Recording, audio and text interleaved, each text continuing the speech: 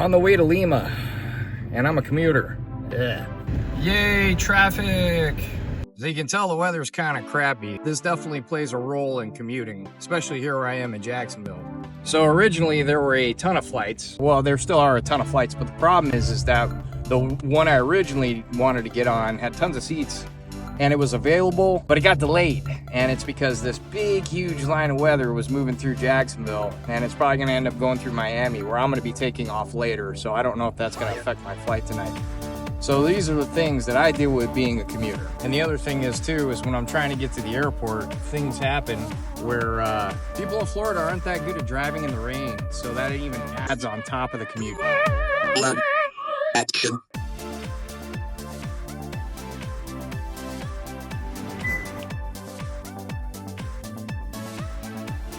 This is the fun part, always trying to see if I'm gonna get random through a known crew member, but we'll see.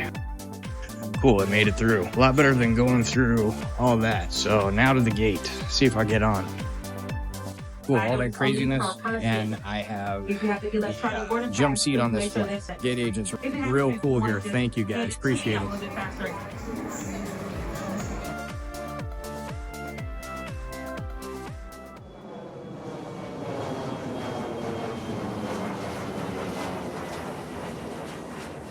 Made it to Miami. Now I'm getting some food before I get on the next thing. It's about an hour and 30 minutes until I sign in to get the aircraft ready to go to Lima for 18 hours. Now that I'm done eating, I gotta make it to the aircraft, sign in.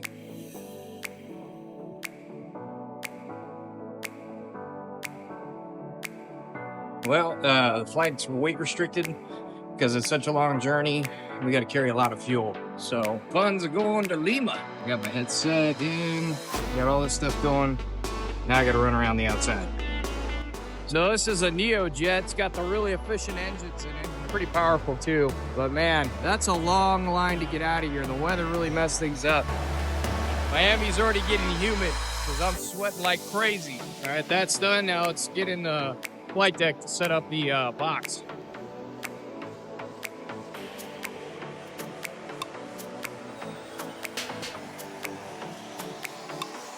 Alright, so all this was recorded after the fact, and this is from Flight Radar 24 of our actual flight track, which I think is pretty cool. So you can see where we started there. That was about Echo 3334, I can't remember exactly, but what we did was we taxied up Whiskey there to get to runway 8 right, so that we could take off and do a departure that pretty much spits us right out of Cuba. And this is the best part right here. You can see how fast we start going. And we get about, there it is, 175. We're definitely taking off at that point, and we're climbing. And let's see, right about there, 2,000 feet. And I believe we're gonna get cleared here up to about 7,000 feet when we get right past Miami there. So it's pretty interesting, pretty cool. And we got pretty much direct to the point that I can't remember on the departure itself, but it's right over Cuba there. And Cuba loves when airplanes fly over them because they get a sweet transition fee that the governments have to pay to the Cuban government. So there's a lot of flights going over Cuba. Anyway, this route is pretty awesome. As you can see, it's going to take us pretty much over the Caribbean, just to the west side of Jamaica there. And what it does from there is we fly directly pretty much over the, well, pretty close to directly near the Panama Canal. So we had some pretty cool views of all the boats trying to wait to go back and forth for the trade routes. And obviously I'm pretty sure that's changed significantly since the new administration with all these tariffs. But anyway, it's pretty cool to see. There you go. There's Panama on our direct line to it. What we're going to be doing is flying pretty much off the west side of Colombia, Ecuador, and then making a nice approach going right into Lima, Peru. You can see we're doing about 450 knots through the air, and we've climbed up to 35,000 feet to get a little bit better ride and a fuel burn. And right here, when we're getting past Ecuador, this is where we're going to be doing our planning and to see if anything's changed from the initial plan to get into Lima. And as we planned before, perfectly normal, we're going right into the runway that we planned. Let's see, I believe that runway is The runway was 16 left, making our initial approach, 35,000 feet, coming all the way down, past 10,000 feet, initial slowdown, and here we go, zoom in nice and tight. You can see the runway we're going into, a quick turn over to Delta, and then right to gate 18. Here we are.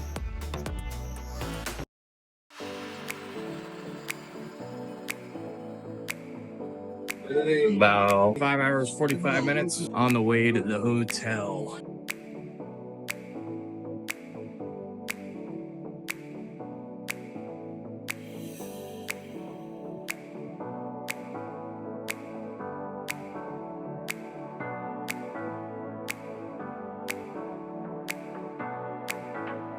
Yeah, you gotta put the key in.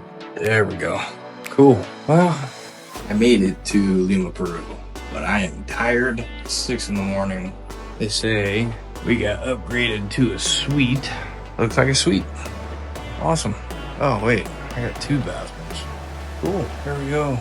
I'm basically gonna be getting ready for bed, and then maybe I could get out and walk around and get some footage, and we can talk about something. Sound like a plan? All right, there's a bed. I know all you guys love it when I jump into bed because it's just not normal for a pilot to be just like chill or whatever. But anyway, I'm doing it. I'm doing it. I am tired.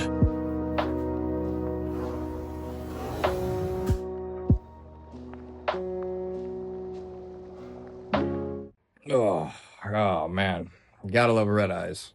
All right, so I'm gonna get up, go to the gym, see if I can walk around a little bit. We can talk a little bit. And I think I got about 13 hours of sleep, so that's good. But anyway, we can talk about some pilot stuff. All right. This is actually a really decent gym in Lima, Peru. It's not too bad.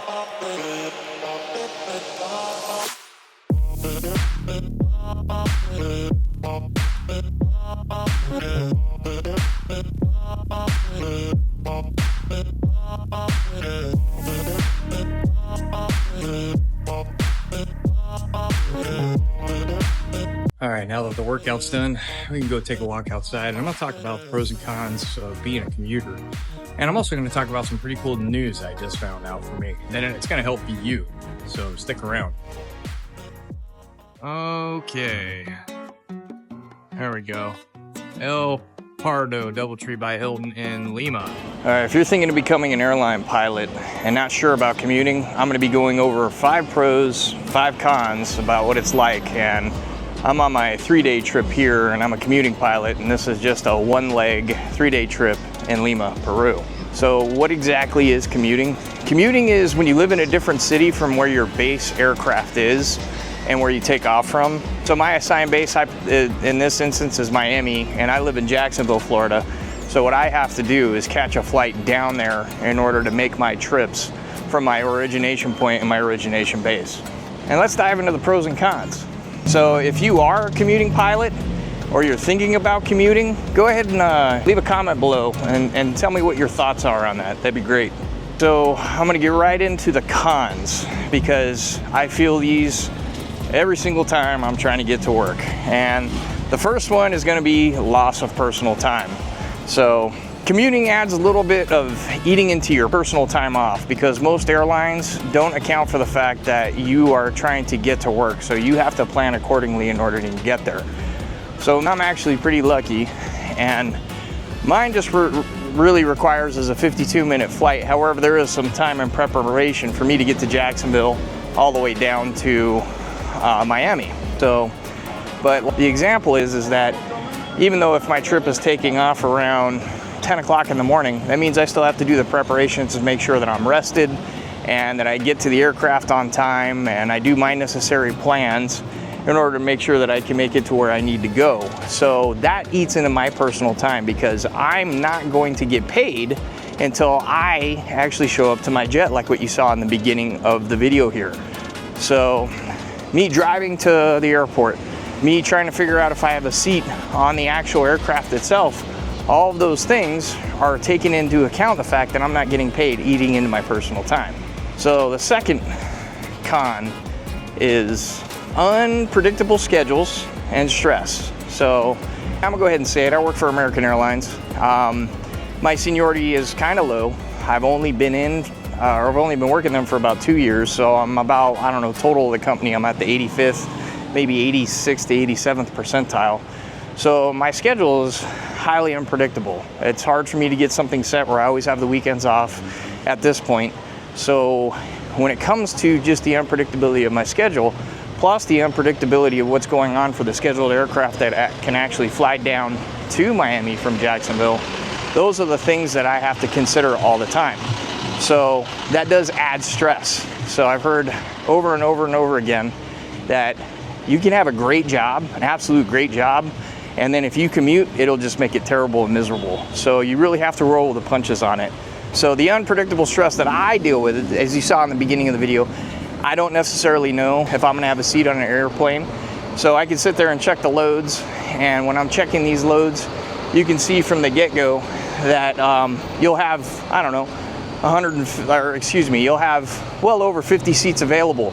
But then as soon as the front comes in, it can completely shake that up. They'll cancel a flight, then all of a sudden your sign-in time, you're gonna sit there and go, oh crap, am I gonna make it? All those kinds of things. I'm really lucky with my airline that I have a great commuter policy, and the commuter policy is as long as you're making an attempt, which is debatable to this point, that they're pretty forgiving, and what they do is you just don't get paid, they pull you off the trip and they throw a reserve pilot, and then life goes on from there. But from my personal experience of doing it for over 2 years, I've learned that I have to book multiple flights in order for me to make sure that I can make it. So in this instance, I made sure that I got prepared to have 2 flights that I could easily make to make sure that I can make my sign-in time and move forward from there. So those are the things that you want to consider for that. Now, the third con of being a commuter, you're most likely going to incur extra costs on top of doing what you need to do in order to get where you need to be, such as crash pads. If you don't like crash pads, you're probably going to get a hotel.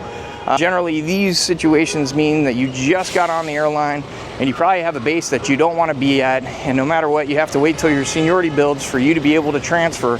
So what you need to do is provide yourself some type of living arrangements. When I first came on board, I had no choice. What I was going to end up having was I was going to be short call in Miami, but I live in Jacksonville, Florida, and short call for American Airlines, generally you have to be within about 2 hours of the airport in order for the call out so you can make your assigned trip when something falls apart or crew scheduling needs you. So what I did was I had to figure out how to get a crash pad, and quite personally, being 44 years old at a crash pad absolutely sucked. It wasn't exactly the best ideal situation. I had, let me see, I had about, I don't know how many people living on top of each other, and I ended up getting pink eye from the crash pad that I stayed at. So that sucked. Now, the one airline I did work at, which was actually pretty awesome, was Atlas, and Atlas had positive space commuting. However, no matter what, the con of that was I still had to commute on my days off in order to get to the aircraft. Plus, they required you to have 10 hours of rest in order to make sure that you were fit for duty before you started your trip. So they covered the cost. You had a guaranteed seat on an airplane. If for whatever reason, if the airplane canceled, the flight canceled, it wasn't on you, and you were still covered and you would still get paid. But on the downside of it is sometimes, like in order for me, I had to commute from Jacksonville to Cincinnati. That would eat into my days off, and then those 2 legs ended up costing me 2 days of my time off. So me specifically, the con, I got 2 young kids at home. I got a wife who she's dealing with it. We're a little bit longer in the tooth now. I recommend having kids a lot sooner if you possibly can. We ended up having kids a little bit later in life. So she's pretty stressed, she's pretty tired, and obviously the more I can be at home, the better it is for everybody. So commuting definitely has its cons with that. Okay, so one huge pro about commuting is I get really, really good at knowing how to non-rev. I mean, just recently, if you go check out this video, me and my wife ended up non-revving all the way to Las Vegas, and we had a little cool couples getaway. And I could look at the loads and I could have a really good guesstimation what was the best route for us to take. So when you're a commuting pilot, you really get into the groove of how to do the non-rev scenario, and you get expertise at it very quickly. So that helps me maximize what my airline offers us in order to make sure that we can utilize our travel benefits. So it's always great to be an expert at that. not that I know 100%, but the people who seem to live in base don't exactly know as much, just because when they do non-rev, they have to take into account that they have to kind of like figure out the system like a lot quicker than what someone who is a professional commuter would be. So that's been a great thing. So the other thing about commuting is, let's just throw out this example. Not me, not with a wife and kids and not having any structure that you got to deal with when you get home, but you know, there's a lot of guys who were in my indoctrination class when we all got hired. They're single, right? Or girls, they're single. The cool thing is, as soon as you're done with your trip, you have no strings attached. Guess what? You commute to wherever you want to go. If you got a friend that you want to go visit in Europe, guess what? You go to Europe. If you got a friend, let's say you live in, I don't know, Chicago, but they're in Philadelphia, guess what? You go ahead and do that. You already have your bag packed, you're ready to rock. You go ahead and just make it happen. So it's a very cool, free style of life for a lot of pilots out there. I wonder if Trump is in there. It's like a mini White House. Okay, the last pro that I can think of, which is number 5, tons of base options, right? Tons of base options, plus tons of airline options, right? You may have a specific airline that you're trying to target, but you want to live in a specific area and they don't have a base there. Well, if you're willing to commute, guess what? You can make it work. The other thing is too, is, you know, my airline, I'm trying to remember exactly how many bases it has. Me, in my opinion, I think we've got better locations than most of the other airlines. So if I want to be a commuter, I could, if I wanted to, from Jacksonville, commute all the way to LAX. That would be a pretty long commute, seeing as that those flights generally go for anywhere 4.5 to 5 hours. I would have to plan accordingly in order to make sure, number one, that I'm not fatigued. Number two, God forbid if the airplane cancels, I can make sure I can figure out how to get to my trip. But my point is the flexibility of being able to live anywhere is absolutely there. So the other thing too is, and this is what a lot of commuting pilots do, is the opportunity for upgrades in bases is higher. So like I said before, American Airlines, right now the fastest upgrade base is going to be LGA LaGuardia. And LGA LaGuardia, if you can do that, then you'll make captain rather quickly.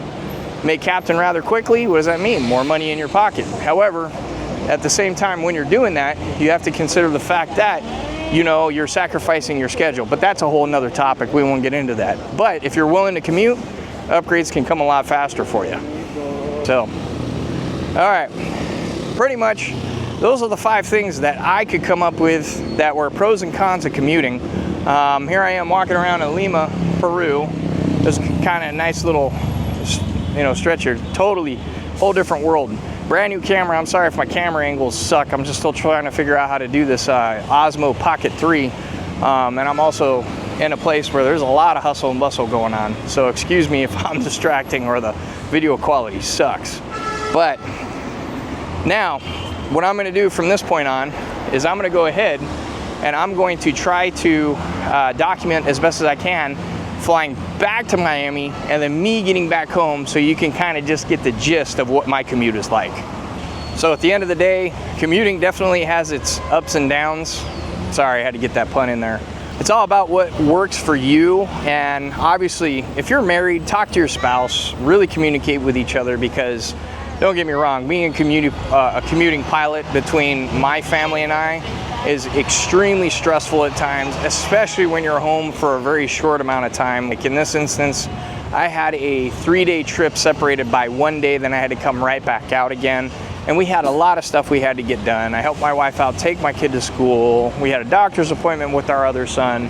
So managing time is definitely very stressful, especially for the families. So I wanted to add that in there. But hey, like I said before, I would love to hear from other commuting pilots out there, or people who are thinking about being an airline pilot and want to live in a specific locale. Ask me some questions. I would love to answer them, where to put them. All that kind of engagement helps growing. So I'm going to be making a video here in the future, so please subscribe. And I'm going to be talking about the American Airlines Cadet Mentor program, because I got accepted to be one of those, and I'm learning more about it, and I'm learning about the costs associated and also what it does in order to make sure that you can become an American Airlines pilot through, I think it's between 3 to 5 years, which is actually pretty cool. So it's really, really nice to have an option like that. It's a great investment in your future. It teaches a lot of confidence. It teaches you how to work through problems and also do something that's pretty cool. My office view, I gotta be honest, it's probably one of the coolest. It's always ever changing and it doesn't ever really get too boring for me. However, I'm sure as this channel evolves, I'll be able to give you guys more insight. And they sure love to use their horns here in order to communicate while they're driving on the road. And I can't lie, it was pretty interesting on the drive through here. It's very organized chaos. So very interesting. I definitely like traveling international. You can kind of see how things work in other countries. All right, so the other thing that sucks about being junior is that I have to work during Valentine's Day. So I've got to find my wife something nice for Valentine's Day. And it'd be kind of cool to pick up a little trinket from Lima, you know. Apparently they do really cool, like things made out of alpaca or something like that. I'm talking about the actual hair, not the animal. But I'll take a look, see if we can find something. Try to make it across the tree here without dying. I made it, didn't die. Man. Yeah, I don't think I'm going to Taco Bell.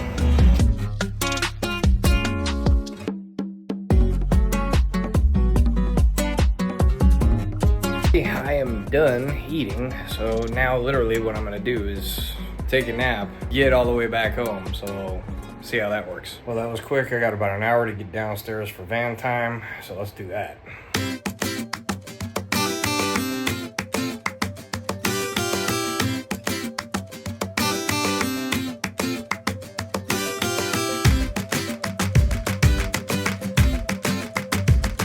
Okay, just got totally ready to go, get downstairs to the van, and then we just found out that, I don't know if you guys can see that, but the inbound flight is delayed. So now the common problem is we're gonna take off. It's gonna take us 6 hours to get back to Miami, and if you're a commuter like me, now I've got like a 30-minute window to try to make it to my flight that takes me back to Jacksonville. And then the problem in Miami is like, what we're gonna do is we're gonna land, we gotta deplane, I've got to run through customs, then I got to run back through TSA, then I got to run all the way down the terminal, which is the furthest spot because commuting flight for me is an American Eagle flight, which is all the way always on the other side of the terminal. So we'll see if I'm going to make it. If not, I have to sit around and wait for the next flight, which has plenty of seats. But anyway, that is the commuting life. So I pray this works out. All right, it's time to head down. Hopefully we can make some time so I can make that first commute. Otherwise, we'll see.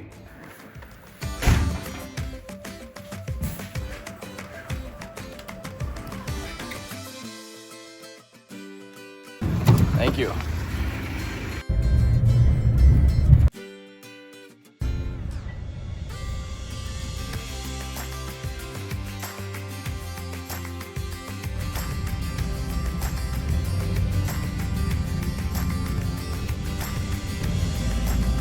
Yeah, there must have been a concert or something. And we're still alive. So he is. I don't know how he's gonna go over there, but I'm sure he'll make. He's like Moses.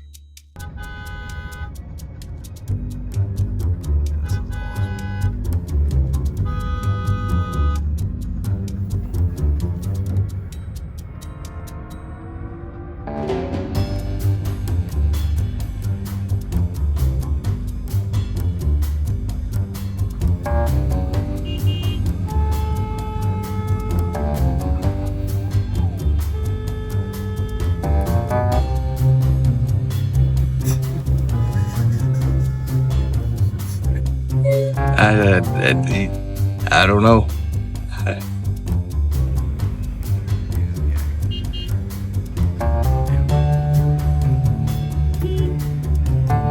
Pásale, pásale.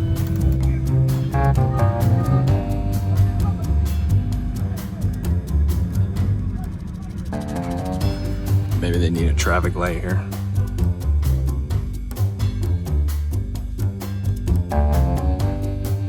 Yeah, I'm gonna bid for more of these overnights. This is pretty good.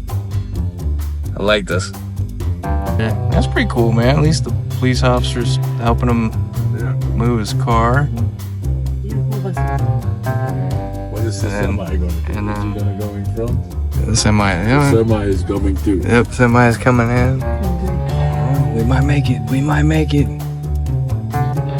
Man, that guy. Oh, jeez. Oh my God.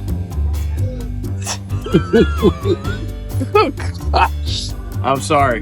One life we both lost on that one. we lost one life. Just want to let you know. Almost there. 1 kilometer.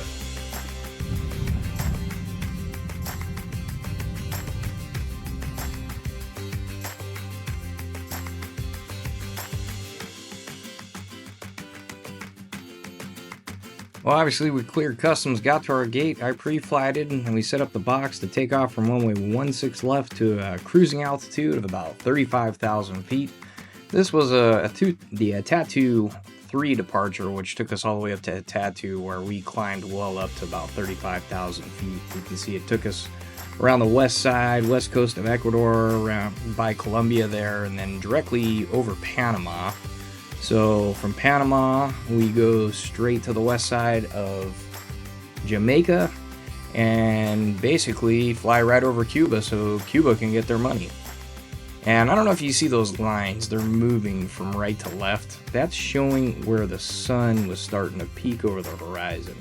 And I gotta say, right about here, you're starting to see a little bit of life on the right side of the flight deck. You're gonna start seeing the sun peek over, and you see a really nice, beautiful, enticing sunrise, which is pretty cool for these kinds of trips. But all right, now we're starting our initial descent. We go down from 35 to 20 to 11 to 10 to line up for runway 9 using the ILS as a visual backup. And what we plan to do is we land within the first 1/3 and then get off on Yankee 7, taxi north over runway 12 with all clearances, and then make a right turn all the way to spot 4 so we can get to our gate, which was Delta 5. Anyway, I got off my aircraft as fast as I could, because now I gotta clear customs and try to make my commute. Made it through that way quicker than expected. Now all the way to Delta 60 to get on the commute. Good news is I already see that I have a pass, and looks like I'm gonna make this one. Just praying that the aircraft will actually take off and not have any issues.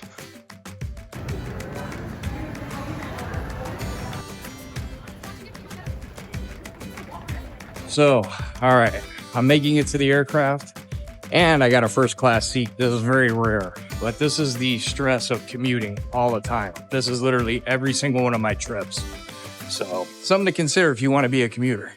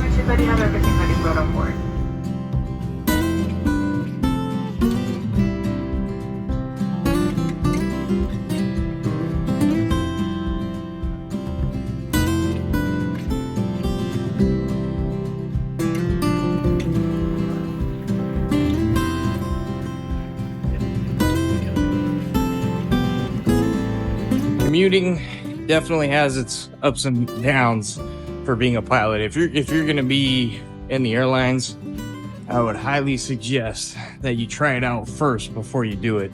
So what does that mean? You probably rent. I don't know, if you already have a family, you're pretty committed. But anyways, if you found this helpful and you like this content, you know what to do.